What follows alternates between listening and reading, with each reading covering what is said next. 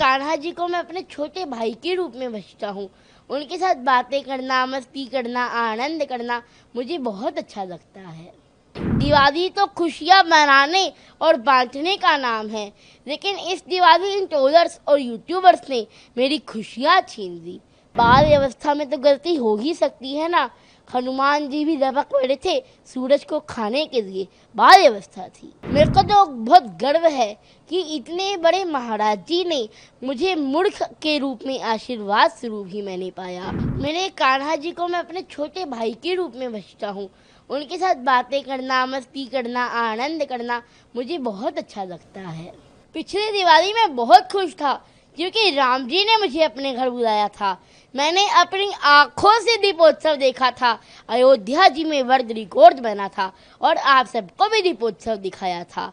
लेकिन दिवाली तो खुशियाँ मनाने और बांटने का नाम है, लेकिन इस दिवाली इन ट्रोलर्स और यूट्यूबर्स ने मेरी खुशियाँ छीन ली।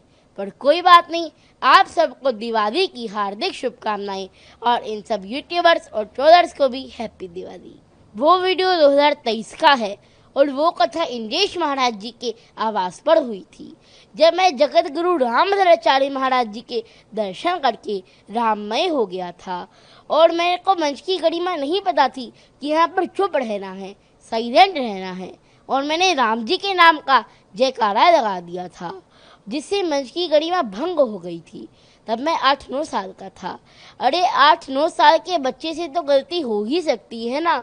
और तब जगत गुरु रामभद्राचार्य महाराज जी ने मुझे मंच से उतारने को कहा और मुझे डांटा भी, लेकिन ये किसी ने नहीं डाला कि जगत गुरु रामभद्राचार्य महाराज जी ने उसके बाद मुझे अपने रूम में भी बुलाया था।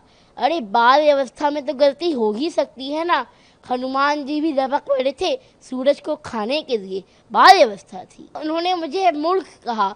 मेरे को तो बहुत गर्व है कि इतने बड़े महाराज जी ने मुझे मूर्ख के रूप में आशीर्वाद स्वरूप ही मैंने पाया। अरे महाराज जी की डांट में तो आशीर्वाद छिपा हुआ होता है, प्रेम छिपा हुआ होता है। महर्षि वृद्धराज जी को भी तो उनके गुरु ने मूर्ख कहा था। तो बाल अवस्था में तो गलती हो ही सकती है। तो मुझे पता चल गया कि मेरी बाल्टी खाली है और इसमें अभी बहुत कुछ अंदर जा सकता है।